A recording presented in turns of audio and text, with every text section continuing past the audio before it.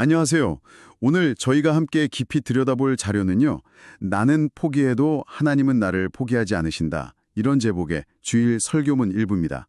요즘 N4 세대니 아니면 일본의 사토리 세대니 하면서 좀 쉽게 포기하는 게 익숙한 시대잖아요. 네, 그렇죠. 체념이 좀 빠른 시대 같기도 하고요. 근데 참 이상하게도 바로 그런 우리가 드라마나 영화를 볼 때는 끝까지 포기하지 않는 그런 사랑 이야기에 막 감동하고 열광하잖아요. 맞아요. 그 간극이 흥미로운 지점이죠. 이 설교문도 바로 거기서 시작하는 것 같아요. 현실에서는 쉽게 포기하면서도 왜 우리 마음 깊은 곳에서는 누군가가 나를 절대 끝까지 포기하지 않기를 바라는 걸까? 네네. 과연 그런 존재가 있을까? 하는 질문으로 이어지고요. 그리고 이 설교문은 그 답을 뜻밖의 인물이죠. 성경 속 요나를 통해서 찾아보자고 제안합니다. 아, 요나요. 그 물고기 뱃속 이야기. 네, 보통 그렇게만 기억하는데 사실 그게 전부가 아니라는 거죠. 도망치는 우리를 끝까지 따라오시는 하나님의 그 끈질긴 사랑 이야기다. 이렇게 보는 거예요. 와, 흥미로운데요?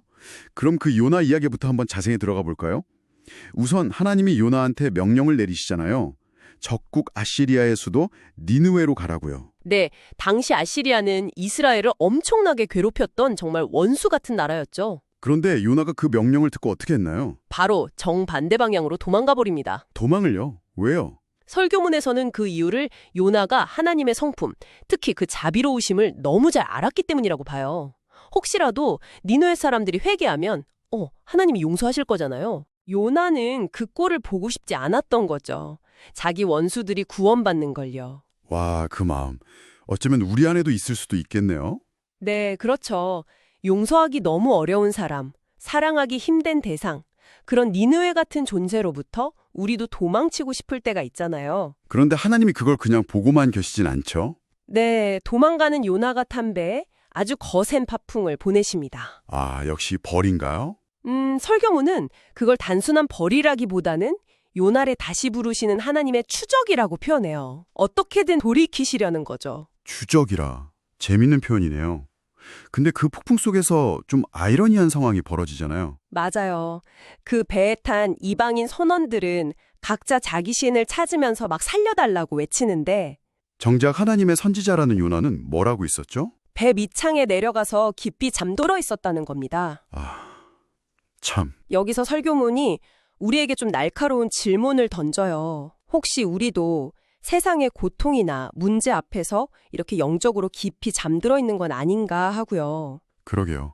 심지어 요나를 깨운 것도 네, 하나님을 모르는 이방인 선장이었어요. 자는 자여 어찌미뇨? 일어나서 네 하나님께 구하라. 이렇게요. 세상의 소리가 오히려 신앙인에게 책임을 묻는 상황이네요. 역설적인데요. 그렇죠. 교회가 세상의 소리에 귀 기울여야 할 때도 있다는 걸 보여주는 것 같아요. 결국 요나는 제비 뽑기에 걸려서 바다에 던져지게 되죠. 네. 그리고 하나님께서 예비하신 큰 물고기가 그를 삼킵니다. 이 물고기 보통은 벌이라고 생각하기 쉬운데 설교문은 다르게 본다고요? 네. 이게 아주 중요한 해석인데요. 이 물고기가 벌이나 심판이 아니라 오히려 요나를 죽음에서 건져내기 위한 하나님의 예비하심, 구원의 손길이었다는 거예요. 아, 절망의 끝에서 오히려 구원이 시작된다는 거네요. 맞습니다. 우리가 아무리 멀리 도망가고 바다 깊은 곳에 빠진다 해도 하나님의 사랑은 포기하지 않고 거기까지 찾아오신다는 거죠. 그럼 그 물고기 뱃속에서는 무슨 일이 있었나요? 요나는 그 물고기 뱃속, 성경 표현으로는 스올, 그러니까 죽음과 절망의 가장 깊은 곳과 같은 그 상태에서 비로소 하나님께 기도를 시작합니다. 평안할 땐 잊고 있다가 정말 막다른 골목이 이르러서야 하나님을 찾는 모습이군요. 네, 어쩌면 이게 우리의 솔직한 모습일 수도 있죠. 여기서 설교문이 바닥 경험이라는 개념을 이야기하던데요. 아, 네. 인생의 가장 밑바닥, 모든 것이 실패하고 무너져 내린 바로 그 자리에서 역설적으로 진정한 변화와 하나님의 은혜가 시작될 수 있다는 통찰이죠. 리처드 로우 신부말처럼 삶은 한번 무너져야 진짜 다시 시작된다는 그 말이 딱 떠오르네요. 그렇죠. 요나는 바로 그 바닥에서 깨닫게 돼요. 이 끔찍한 고난조차도 결국 하나님의 주권 아래 있다는 것을요.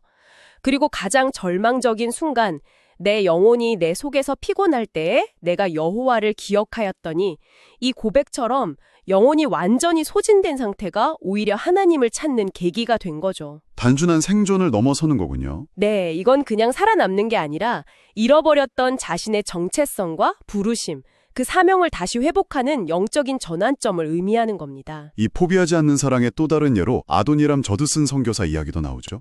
저드슨 이야기인데요. 정말 상상하기 힘든 고난을 겪었죠. 끔찍한 감옥살이에 사랑하는 아내와 딸까지 잃고요. 그 정도면 정말 하나님께 버림받았다고 느낄 만도 한데요. 실제로 그렇게 느꼈고 스스로를 완전한 실패자라고 여겼다고 해요. 하지만 결과는 달랐죠. 네, 하나님은 그를 포기하지 않으셨어요.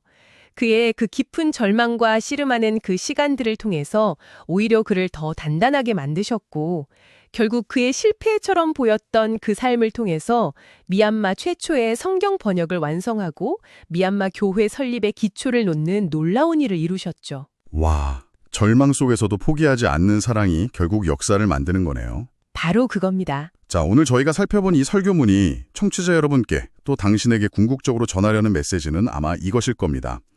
당신이 스스로를 너무 형편없다고 느끼고 모든 걸 포기하고 싶은 바로 그 순간에도 하나님은 결코 당신을 포기하지 않으신다는 것. 네. 당신의 실패나 절망이 이야기의 끝이 아니라 오히려 하나님의 은혜가 새롭게 시작되는 지점일 수 있다는 그런 희망의 메시지죠. 그렇습니다. 당신이 지금 요나처럼 하나님의 부르심 앞에서 도망치고 있거나 혹은 영적인 잠에 깊이 빠져 있거나 아니면 저드슨처럼 깊고 어두운 절망의 터널을 지나고 있다 하더라도 당신을 향한 하나님의 부르심, 그리고 그 포기하지 않는 사랑은 여전히 유효하고 바로 당신 곁에 있다는 겁니다. 그렇다면 이제 당신에게 남는 질문은 이것 아닐까요? 결코 나를 포기하지 않으시는 이 하나님의 사랑 앞에서 나는 어떻게 응답하며 살아갈 것인가? 네, 오늘 저희가 함께 나눈 이 이야기들이 여러분의 삶 속에서 포기와 희망의 의미를 다시 한번 깊이 생각해보는 그런 계기가 되었기를 바랍니다.